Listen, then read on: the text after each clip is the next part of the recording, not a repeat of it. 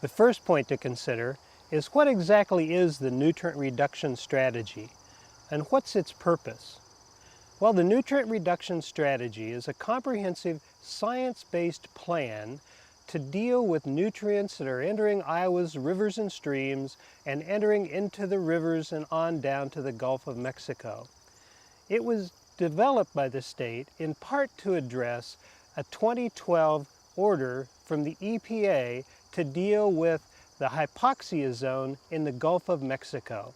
This is the oxygen-deprived area of seawater in which sea life has difficulty living. The second point to consider is who developed the nutrient reduction strategy and what went into it. Well, the nutrient reduction strategy was largely science-based and was developed largely by scientists and economists and others at Iowa State University. They worked in conjunction with state officials from the Iowa Department of Land Stewardship and from the Department of Natural Resources to identify what the state could do to try to address water quality. Farm groups and some members of the public were also involved in commenting on the development of the nutrient reduction strategy. The third point to consider is how is it supposed to work and how is the goal to be achieved? Well, the nutrient reduction strategy sets the overall goal of trying to reduce the nutrients entering into the rivers and streams and leaving the state of Iowa by 45%. 41% of that reduction, in such things as nitrites and phosphorus, are to come from non-point source pollution, which is largely from agriculture, where 4% of the reduction is to come from things like point sources, a good example being a municipal sewage treatment plant.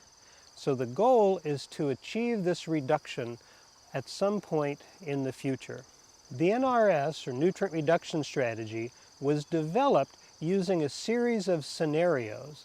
The scenarios were based on projecting different types of changes that might be made in how the land is farmed, and then projecting how, if those changes were made, how they would contribute to reducing the amount of nutrients leaving the land.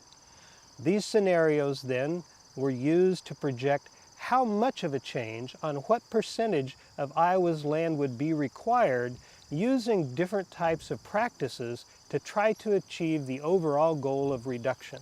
In addition, the nutrient reduction strategy applied some cost estimates to what it would take to actually make those changes, both on an annual basis and over the life of the plan. The fourth point to consider, again, is what is the goal and how is it going to be measured? Well, the goal was this 45% reduction, but the method whereby it was going to be measured and over what period of time is still somewhat vague.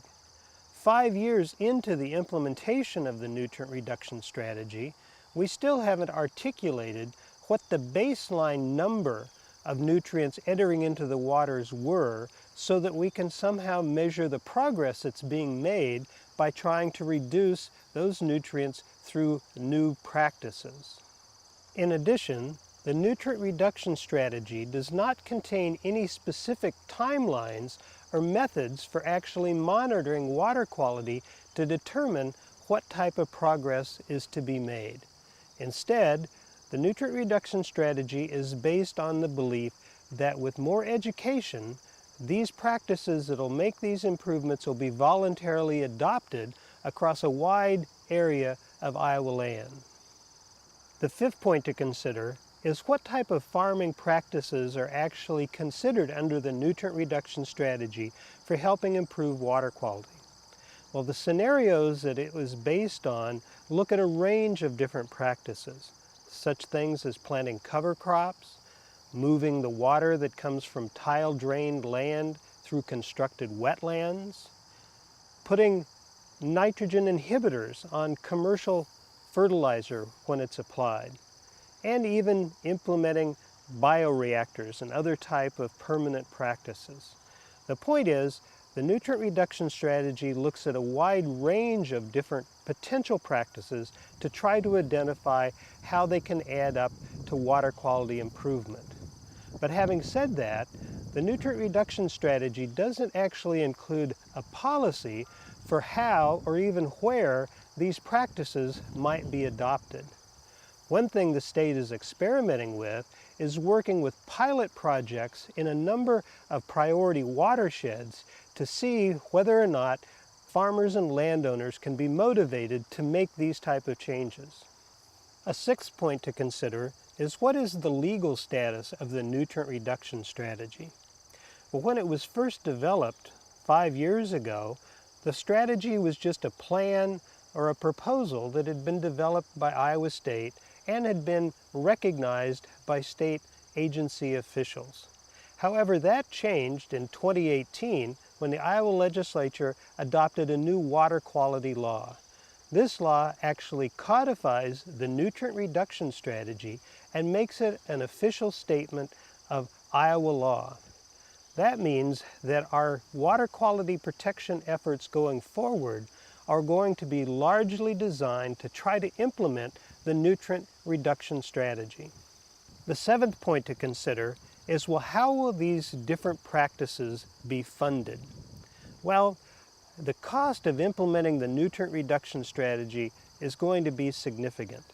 The amount of land involved, our 20+ million acres of crop ground in the state, presents a real challenge. The nutrient reduction strategy and the different scenarios project what the costs might be. These can amount to hundreds of millions of dollars a year and up to billions of dollars over the life of the strategy. The actual funding, though, being provided by the state, at least so far, is fairly minor. The state's only putting about $20 million of public funds into the nutrient reduction strategy. It's hard to estimate the amount of private money that's being spent, but many landowners and farmers are also making investments in conservation.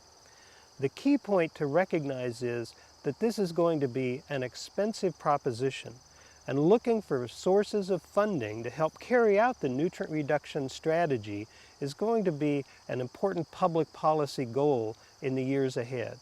The eighth point to recognize is to consider what's the role of federal conservation programs like those administered by the NRCS in helping carry out the goals of the nutrient reduction strategy. As you recognize, there are many federal conservation programs, things like the Conservation Reserve Program, or environmental quality incentives, or conservation stewardship, that can help influence the type of farming practices that people use on the land. Many of those programs have an impact on water quality, and so as a result, the availability of federal funding for soil and water conservation and for water quality can be an important part of the state's strategy going forward. A ninth point to consider is, are there limitations to the nutrient reduction strategy and can it be improved? Well, one of the most important things to recognize about the strategy is that it's based on science.